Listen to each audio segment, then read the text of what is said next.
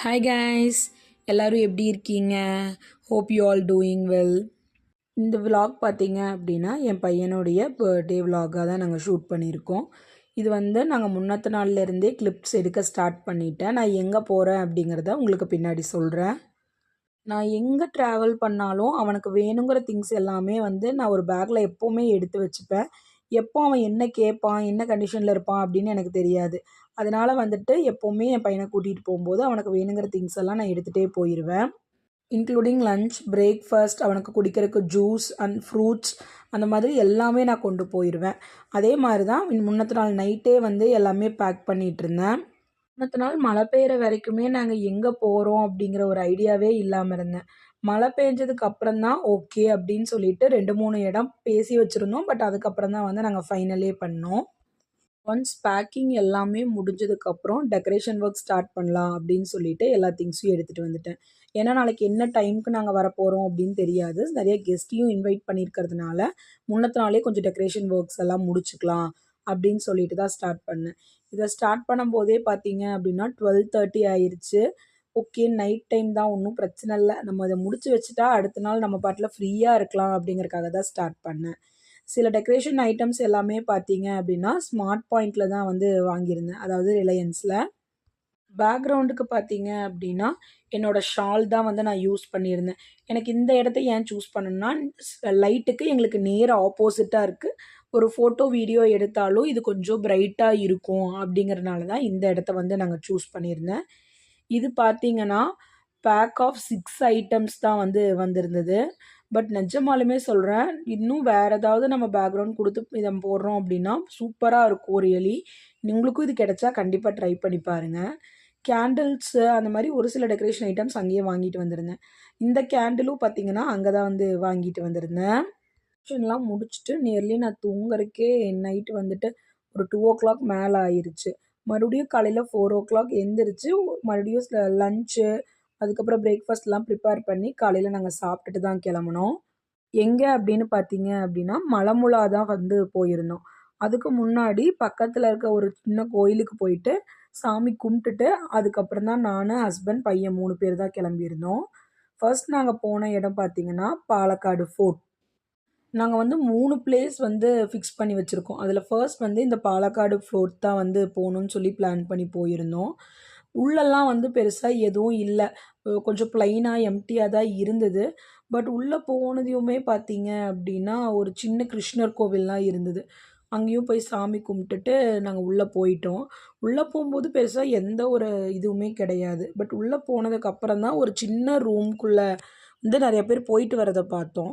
சரி உள்ளே போய் பார்க்கலாம் என்னதான் இருக்குது அப்படின்னு சொல்லிட்டு போயிருந்தப்போ தான் இந்த மாதிரி ஒரு பிளேஸ் இருக்கிறதே தெரிஞ்சுது. இது என்ன ரூம் அப்படின்னு பார்த்தீங்கன்னா, ஹிஸ்ட்ரி ஆஃப் கேரளா. இந்த ஃபோர்ட் ஃபுல்லாக இருக்கிறதுலையே இந்த ஒரு பிளேஸ் தான் ரொம்பவே நல்லா இருந்தது. கேரளாவோட ஒண்டர்ஸு, அதுக்கப்புறம் அதோட மெயின் ஸ்பாட்ஸ் அந்த மாதிரி நிறையா விஷயங்களை எடுத்து காமிச்சிருந்தாங்க. அங்கே அப்படியே கொஞ்ச நேரம் டைம் ஸ்பெண்ட் பண்ணிவிட்டு கொஞ்ச நேரம் உட்காந்துட்டு வேறு ஏதாவது ஸ்பெஷல் இருக்கான்னு பார்த்தோம். பட் அங்கே எதுவுமே இல்லை. சரி ஓகே, நம்ம வேறு பக்கம் போகலாம் அப்படின்னு சொல்லிட்டு நாங்கள் அடுத்த ஸ்பாட் அங்கேருந்து கிளம்பிட்டோம். நெக்ஸ்ட்டு இங்கேருந்து எங்கே போனேன் அப்படின்னு பார்த்தீங்க அப்படின்னா, மலமுலாவோட ஸ்னேக் பார்க் தான் போயிருந்தோம். அங்கே உள்ளே போகும்போதே என்ட்ரி ஃபீ இருக்குது. ஸோ நம்ம என்ட்ரி ஃபீ எடுத்துகிட்டு அப்படியே உள்ளே போயாச்சு. எதுக்காக இங்கே கூட்டிகிட்டு போனேன் அப்படின்னு பார்த்தீங்கன்னா, என் பையனுக்கு ஸ்னேக்ஸ்னால் என்ன அப்படிங்கிறதெல்லாம் இன்னும் தெரியாது. ஸோ அவனுக்கு இதுவும் ஒரு நாலேஜாக இருக்கட்டும் அப்படிங்கிறக்காக தான் இங்கே கூட்டிகிட்டு போயிருந்தேன். நிறைய டைப் ஆஃப் ஸ்னேக்ஸ் இருந்தது. நிறைய வகையான க்ரொக்கடைல்ஸ் இருந்தது. நிறையாவே இருந்தது. நாங்கள் நிறையா பார்த்தோம். பட் அதுலேயும் மெயினாக அங்கே ஒரு க்ரொக்கடைல் தனியாக வச்சுருந்தாங்க. கேட்டதுக்கு இதுதான் ரொம்ப இதாக இருந்தது, நாங்கள் பிடிக்கிறக்கே கஷ்டப்பட்டு பிடிச்சோன்னு சொன்னாங்க. பட் கடைசியில் நானும் என் பையனும் இதுக்கு பேர் வச்சுட்டு தான் வந்தோம். இதுக்கு நாங்கள் வச்ச பேர் பார்த்தீங்கன்னா சுப்பிரமணி. என்னன்னு தெரில, இதை பார்த்ததையும் எனக்கு சுப்பிரமணின்னு கூப்பிடணுன்னு தான் ஆசையாக இருந்தது. அதனால தான் நான் அப்படின்னு பேர் வச்சுட்டு வந்தேன். வைல்ட் லைஃப்பில் பார்த்த நிறையா பைத்தான் அந்த மாதிரி நிறையா வகையான ஸ்னேக்ஸ் அங்கே இருந்தது. ரியலாகவே பார்க்க நிஜமாலுமே ஒரு மாதிரி டெரராக தான் இருந்தது. நெக்ஸ்ட் அதுக்கு பக்கத்துலேயே வெறும் ஒரு 1/2 கிலோமீட்டருக்குள்ளேயே இந்த அக்வாரியம் இருந்தது. இது கேரளா அக்வாரியம் தான். இதுவும் நம்ம டிக்கெட் எடுத்து தான் உள்ளே போகிற மாதிரி இருந்தது. இங்கே பார்த்தீங்கன்னா உள்ளே நிறையா type of fishes and crabs, அதுக்கப்புறம் டாட்டாய்ஸ், அந்த மாதிரி எல்லா வகையான அனிமல்ஸுமே நம்ம பார்க்கலாம்.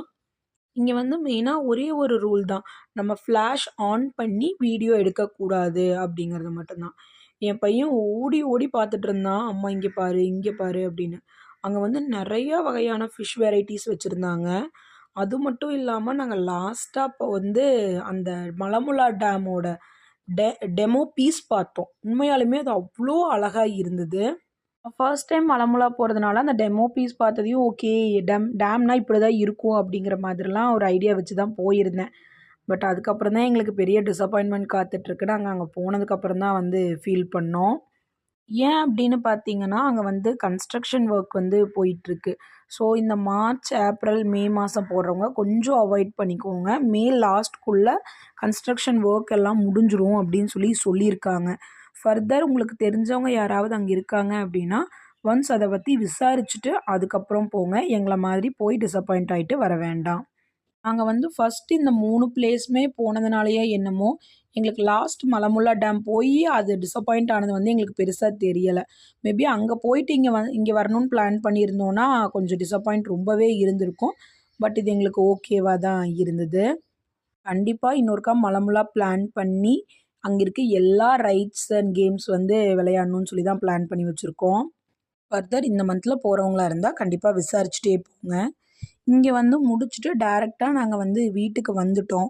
ஏன்னா எல்லோரும் வர்றதுக்கு முன்னாடி நம்ம எல்லா டெக்கரேஷன் ஒர்க்கும் முடிக்கணும் அப்படின்னு சொல்லிட்டு தான் வந்திருந்தோம். என் ஹஸ்பண்ட் வந்து பலூன்ஸ் வச்சு டெக்கரேஷன் பண்ணுற ஒர்க்கெல்லாம் அவர் பார்த்துக்கிட்டாரு. குக்கிங் சைடு வந்து கம்ப்ளீட்டாக நான் பார்த்துட்டேன். ஹோப் யூ கைஸ் எல்லோரும் இந்த வீடியோ என்ஜாய் பண்ணியிருப்பீங்க அப்படின்னு நான் நம்புகிறேன். இது என்னோடய second vlog. Keep supporting and thanks for வாட்சிங். பை.